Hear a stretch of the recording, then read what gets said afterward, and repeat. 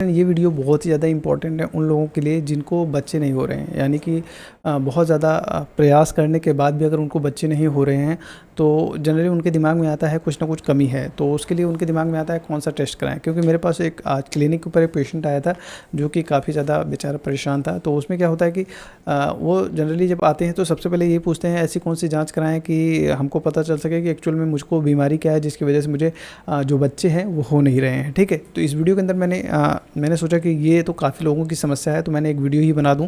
तो इस वीडियो के अंदर मैं आपको दो चीज़ें बताऊंगा। नंबर एक तो कुछ वुमेंस के लिए यानी कि औरतों के लिए कौन टेस्ट कराने वो भी बताऊंगा, और साथ में पुरुषों को कौन से टेस्ट कराने हैं वो भी बताऊंगा। ठीक है, तो बहुत ही ध्यान से इस वीडियो को आप देखिएगा तो मैं पूरा डिटेल में मैं आपको बताने वाला हूँ, क्योंकि मैंने एकदम पूरा पेपर में लिख के ले आया है आपके लिए।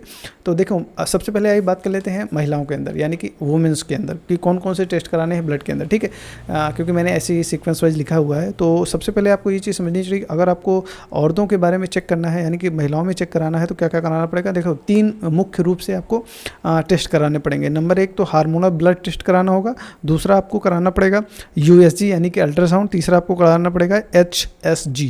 ठीक है, तो हार्मोनल ब्लड टेस्ट के अंदर कौन कौन से टेस्ट कराने वो चीज़ मैं आपको बता देता हूँ। तो इसमें लगभग 3-4 टेस्ट हैं जो कि मुख्य रूप से कराने पड़ेंगे।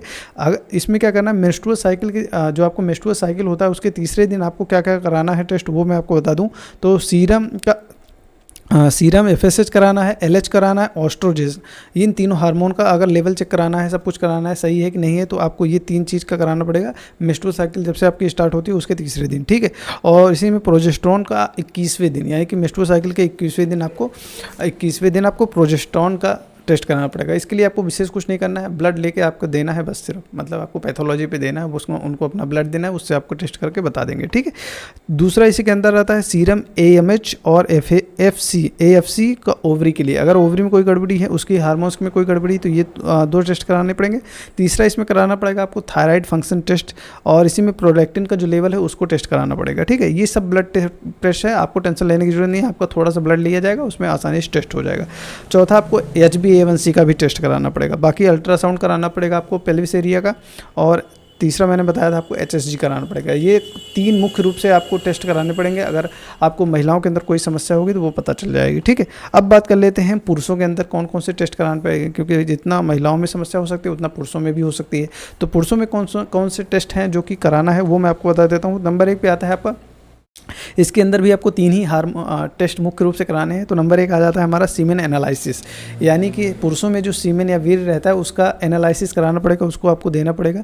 पैथोलॉजी पे वो टेस्ट करके आपको देंगे कि उसकी क्वालिटी क्या है, ये सब चीज़ें वो तो बात की बात है। मतलब आपको सीमेन निकाल के कुल मिला के पैथोलॉजी वाले को देना है। हाँ, एक विशेष चीज़ का विशेष रूप से ध्यान देना है कि जब भी आप सीमेन एनालिसिस कराते हैं तो आपको कम से कम 3-4 दिन 5 दिन या हफ्ते भर एजुकेट नहीं करना है, सेक्स नहीं करना है, ये सब चीज़ें नहीं करनी है। उसके बाद ही आपको जाके अपना सीमेन देना है। ठीक है, तो ही आपको एकदम बढ़िया रिपोर्ट देखने को मिलने वाली है। ठीक है, तो मतलब आपको ये विशेष रूप से ध्यान देना है कि तुरंत मतलब सेक्स आज ही किया है और कल गए अपना एनालिसिस कराने, तो ऐसा मत करना। ठीक है, 3-4 दिन हफ्ते भर थोड़ा वेट कर लेना, उसके बाद अपना सीमेन देंगे तो वो अच्छा रिजल्ट आपको देखने को मिलेगा।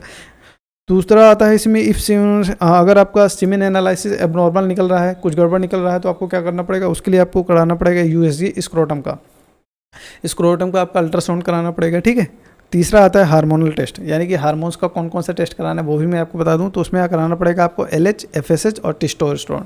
ये आपको 3 हार्मोन का जांच कराना पड़ेगा। कौन कौन सा, LH, दूसरा है FSH, तीसरा है टेस्टोस्टेरोन। इन तीनों हार्मोन का लेवल चेक करना पड़ेगा, क्या क्वालिटी है क्या नहीं है। तो अगर ये सब चीज़ें कर लेंगे तो आसानी से आपको पता चल जाएगा क्या समस्या आपके शरीर के अंदर चल रही है। ठीक है, और इस वीडियो के अंत में सबसे इंपॉर्टेंट टॉपिक के ऊपर अब डिस्कस करने वाला हूँ। ये सब चीज़ें आपने समझ लिया, लेकिन सबसे पहली बात जो चीज़ आपको नहीं भूलनी है वो ये है कि सबसे पहले आपको करना है डॉक्टर से कंसल्ट, यानी कि सारे टेस्ट कराने के पहले आपको जो करना है वो करना है डॉक्टर से कंसल्ट, यानी कि पहले आप डॉक्टर से परामर्श ले लीजिए कि एक्चुअल में मुझको क्या कराना पड़ेगा, कैसे कराना पड़ेगा, ये सब चीज़ों का। क्योंकि जो बेसिक जानकारी मैंने आपके साथ शेयर कर दी है, लेकिन जो चीज़ें आपको समझनी चाहिए डॉक्टर से एक बार कंसल्ट करना बेहद जरूरी हो जाता है। क्योंकि वो जब तक आपको पूरी रूप से जानेंगे नहीं, समझेंगे नहीं, तब तक आपकी कंडीशन कैसे पता चलेगी, आपको एक्चुअल प्रॉब्लम क्या है। ठीक है, तो सबसे पहले आपको डॉक्टर से कंसल्ट करना है, ये सबसे पॉइंट नंबर 1 है। बाकी सब चीज़ें आप बाद में करते रहिए, कोई दिक्कत वाली बात नहीं। अगर आपको कोई डाउट हो तो नीचे आप कमेंट बॉक्स में लिख कर पूछ सकते हैं।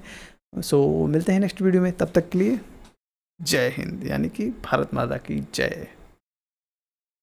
जो भी आपका सवाल है तो नीचे आप कमेंट बॉक्स में लिखिए, मैं डेफिनेटली उसका वीडियो के रूप में रिप्लाई जरूर दूंगा। Thank you so much. इस वीडियो को देखने के लिए और शेयर कीजिए इस वीडियो को, ठीक है।